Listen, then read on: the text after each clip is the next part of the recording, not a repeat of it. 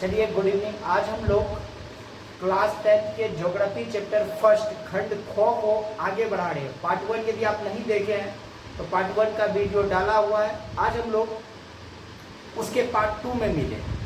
हम लोग पिछले क्लास में देखे थे परिचय और प्राकृतिक संसाधन क्या होता है। आज उसी को हम लोग आगे बढ़ाकर मृदा संसाधन क्या होता है।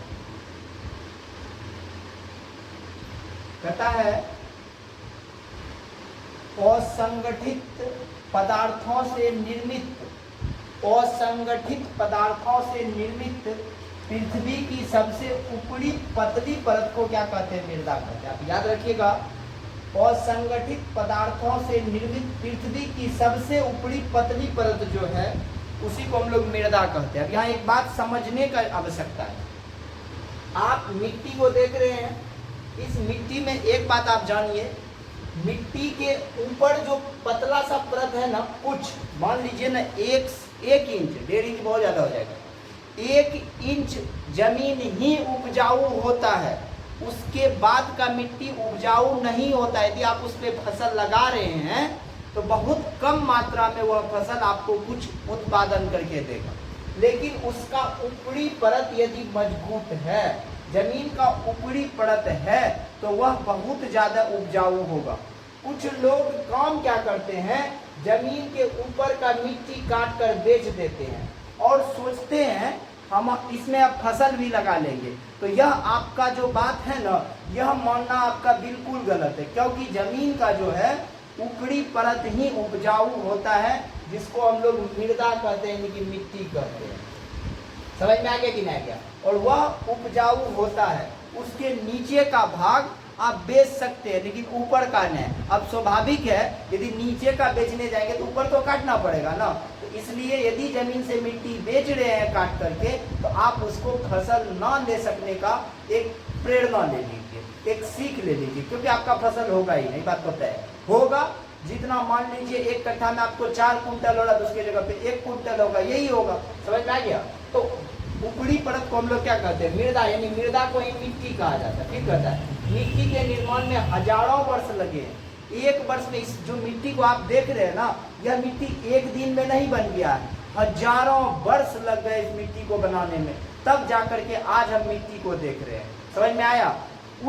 आप देखिए कोई भी चीज को, जैसे आज जियो सिम चला रहे, जियो एंड्रॉइड फोन चला रहे, आप तो चला रहे हैं, लेकिन जो लोग बनाए हैं ना, उसको कितना माइंड लगा और कितना दिन का यह काम होगा। एक दिन में आप चला रहे हो, लेकिन बनाने में बहुत सारा समय लगे। कोई भी चीज का निर्माण में वक्त लगता है। फिर आगे देखिए क्या कहा गया है, जब पृथ्वी की बड़ी बड़ी चट्टानें, कैसे होता है मिट्टी का निर्माण हम लोग जानते हैं। जब पृथ्वी की बड़ी बड़ी चट्टानें प्राकृतिक कारक जैसे वर्षा, तूफान, वृक्षों की जड़ें आदि के द्वारा छोटे छोटे टुकड़ों में टूटती है, तो मिट्टी का निर्माण होता है। क्या होता है? जब पृथ्वी की बड़ी बड़ी चट्टानें, जिसको आप पत्थर सब कहते हैं, प्राकृतिक कारक जैसे वर्षा, तूफान, वृक्षों की जड़ें आदि के द्वारा छोटे छोटे टुकड़ों में टूटती है, तो मिट्टी का निर्माण होता है। बात पता चला मिट्टी का निर्माण होता कैसे? यह प्राकृतिक घटना, वर्षा सब के द्वारा चट्टान सब टूट जाता है, जिसके कारण मिट्टी का निर्माण होता है। समझ में आया? अब देखिए, करोड़ों अरबों वर्ष पहले पृथ्वी की सतह कठोर और पथरीली ठोस पहाड़ों के रूप में। तो आपसे पूछेगा, बताइए करोड़ों अरबों वर्ष पृथ्वी कैसा था? तो आपको बोलना पड़ेगा कठोर और पथरीली था। कैसा था? कठोर और पथरीली था, ठोस पहाड़ के रूप में था। कैसा था? ठोस पहाड़ की तरह नजर आ रहा, जिसको आप आज मिट्टी देख रहे हो, है ना। फिर कहता था ज्वालामुखी पृथ्वी के आंतरिक भाग से पत्थर को पिघलाकर सतह पर लाता था।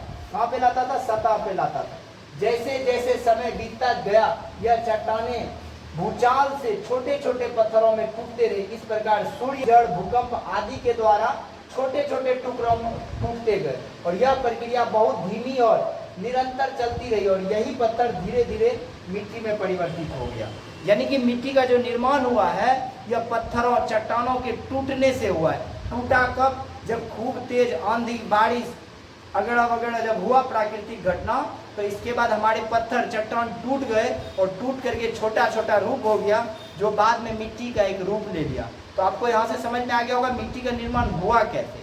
ठीक है, दूसरा बात, मिट्टी का ऊपरा परत ही आप खेत के लिए फसल उगाने के लिए उपयोग कर सकते हो, ना कि निचले परत। निचले परत आपका उपजाऊ नहीं होता है, इसलिए जमीन का मिट्टी बेचने से पहले आपको यह बात सोचना पड़ेगा। अब एक बात देखिए, मृदा के प्रकार, याद रखिएगा मृदा के प्रकार एवं वितरण। आखिर मिट्टी के कितने प्रकार होते हैं, यह बात आपको जानना बहुत ज्यादा जरूरी है। तो भारत में लगभग 6 प्रकार की मृदा पाई जाती है। याद रहेगा, मृदा जो है भारत में 6 प्रकार का पाया जाता है, जिसमें पहला मृदा का नाम है जलोढ़ मृदा।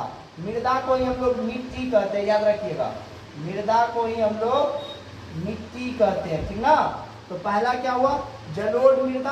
दूसरा हो गया काली मृदा। कौन सा मृदा, काली मृदा। फिर है लाल एवं पीली मृदा। कौन सा, लाल एवं पीली मृदा।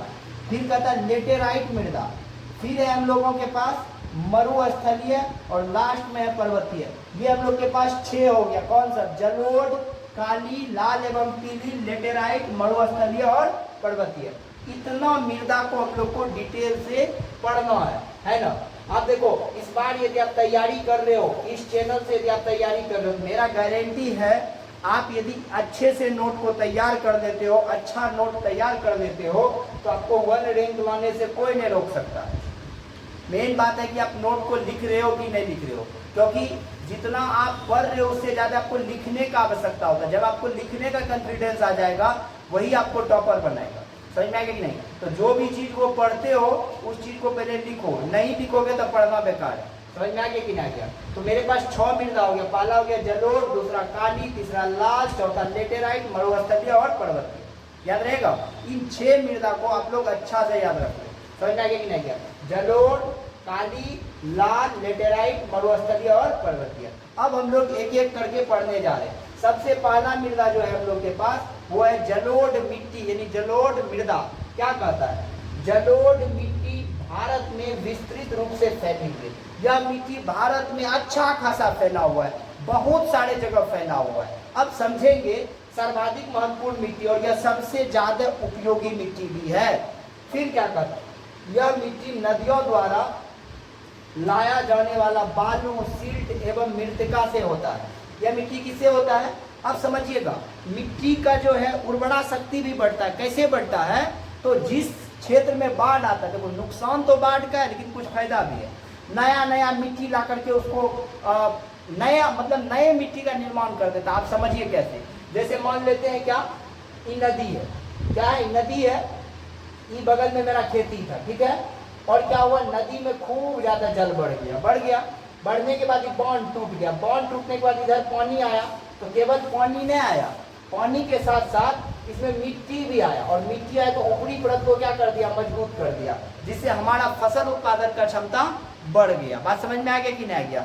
यह हम लोगों को काफी ज्यादा फायदा करता है। बाढ़ आना जमीन के लिए फायदामंद भी है, उसके गैस सबको बाहर कर देता है, नया उसमें मतलब नया उर्वरा शक्ति पैदा कर देता है। तो बाढ़ फसल के लिए काफी उपयोगी भी है, लेकिन जब फसलें को बहा दे 2008 के तरह, तो वैसा बाढ़ आकर के होगा। समझ में आ गया कि नहीं आ गया। फिर देखिए क्या कहता है, इसका रंग धुंधला से लेकर लालिमा। तो आपको पता होना चाहिए इसका रंग कैसा होता है, धुंधला से लेकर लालिमा भूरे रंग का होता है। अब समझ गए ना। तो जलोढ़ मृदा जो होगा वो कैसा होगा, धुंधला होगा और लालिमा रंग का होगा, भूरे रंग का भी होगा। फिर कहता है जलोढ़ मृदा राजस्थान, गुजरात, पूर्व तटीय मैदान स्थित महानदी गोदावरी, कृष्णा और कावेरी नदियों के तट पर बसे राज्यों से मिलते हैं। और यह जब भी होगा तो बाढ़ सबके कारण से ही जमीन का जो वो मिट्टी होता है उसमें परिवर्तन होता है, याद रखिएगा।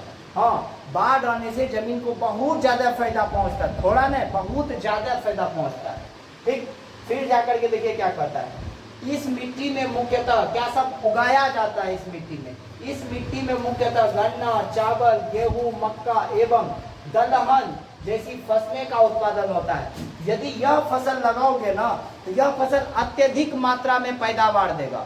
यदि आपको 1 कुंटल के इस मिट्टी पे जाकर के लगाओगे और अदर मिट्टी के तुलना में लगाओगे तो दुगुना का अंतर रहेगा। मान लो अदर मिट्टी पे 1 कुंटल उपज रहा है तो इस मिट्टी पे 2 कुंटल उपजेगा, सीधा उसका दुगुना कर दो। समझ में आया। फिर कहता है, याद रहेगा ना, इस मृदा में कौन सा फसल होगा, तो गन्ना, चावल, गेहूं, मक्का और दलहन जैसी फसलें। फिर कहता है उत्तर बिहार में बालू प्रधान जलोढ़ को दियारा भूमि कहते हैं। अब याद रखिएगा उत्तर बिहार क्षेत्र में होता क्या है, हम लोग कहते हैं रे दीरा पर, जैसे दीरा, यहाँ पे शब्द का प्रयोग किया जाता है दीरा शब्द, जो भी वो मतलब जैसे नदी है, मान लो इस साइड घर है और इधर जो है खेती के लिए जो जमीन है, इसको लोग दियारा कह देता है, इधर सिर्फ और सिर्फ खेती करने लोग जाता है। समझ में आ गया कि नहीं गया, और फसल को नाव के द्वारा काट करके अपना घर लेकर के चलाता है। उत्तर बिहार में बालू प्रधान जलोढ़ को दियारा भूमि कहते हैं, यह मक्का की खेती के लिए विश्व प्रसिद्ध है। समझ में आ गया कि नहीं गया, और आपको पता होना चाहिए आज मक्का भारत में इतना ज्यादा उत्पादन हो रहा है जिसका कल्पना कभी नहीं किया गया था, और मक्का का रेट 2000 से लेकर 2500 तक है, ये बात याद रखिएगा। और एक बात यहाँ जानना जरूरी है, यदि किसान 1100 रुपया में मक्का बेचे तो उसको अपना जो है पूंजी ऊपर हो जाएगा, इसके बाद जितना महंगा रेट में बिक रहा है वह किसान का मुनाफा है, ठीक है। इससे पहले जो आप समझिएगा 1100 में भी किसान जो है 1200 यदि बिकता था तब भी किसान खुश रहता था, 1500 में बिकता है तब भी खुश रहता है। तो अब किसान को आदत मिल गया कितना का, 2200 का। अब 1500 में खरीदेगा तो सरकार पे तो आवाज उठाएगा ना किसान। अब आप हमेशा किसान को 2500, 2600 और हमेशा बढ़ाना पड़ेगा। अब जो किसान सोचेगा हम 1200 में जाकर के मक्का खरीदे, किसान कह रहे वो क्या कहते हैं, सरकार जो चाहे हम 1200 में मक्का खरीदे, यह संभव नहीं हो पाएगा क्योंकि आपने आदत पकड़ा दिया है। आपको पता होगा यदि बच्चा को चॉकलेट मिलने लगता है, बच्चा चॉकलेट के लिए जिद पकड़ देता है। अब किसान को आपको 2200 टका देना पड़ेगा, 2500 देना पड़ेगा, उससे ज्यादा देना पड़ेगा। तो आपको ये बात याद रखना पड़ेगा 1100 से ज्यादा जितना वो किसान का फायदा। समझ में आ गया कि नहीं गया। तो आप मक्का उत्पादन में भारत एक अलग सा देश उभर करके आया। पहले इतना मक्का का उत्पादन नहीं किया जाता था, इसका मुख्य कारण है कुरकुरे, भुरभुरे, सुरसुरे सब जो बन रहा है, वही इसका प्रमुख कारण है। समझ में आ गया। और मक्का हमारे देश में ही केवल नहीं रह रहा, यह विदेशों में भी जा रहा, इसका सेल विदेश में भी हो रहा है। समझ में आ गया कि नहीं आ गया। तो आपको यह बात याद रखना पड़ेगा। और मक्का उत्पादन में भारत अपना एक अलग पहचान बनाकर रख लिया। उसमें भी सबसे ज्यादा पूरा भारतवर्ष में खगड़िया एक ऐसा जिला है जो मक्का उत्पादन का सबसे बड़ा और सबसे बढ़िया जिला। यहाँ पे लोग जो है सेकेंड फसल लेते भी नहीं, क्योंकि बाढ़ का क्षेत्र होता है, केवल और केवल मक्का को खींच करके लेते हैं। इतना मक्का उपजाते हैं जो कि एशिया में टॉप रहता है। खगड़िया याद रहेगा कि नहीं रहेगा, बिहार का एकदम जीता जागता उदाहरण और खतरनाक जिला। समझ में आ गया कि नहीं गया। तो आप लोग इस मिट्टी के बारे में अच्छा से समझ गए होंगे, कौन कौन से फसल लगेंगे, क्या लगेंगे, नहीं लगेंगे, किस राज्य में होता है, आपको शायद अच्छा से याद हो गया होगा। हम लोग मिलते हैं नेक्स्ट पार्ट को लेकर के, तब तक के लिए बाय बाय।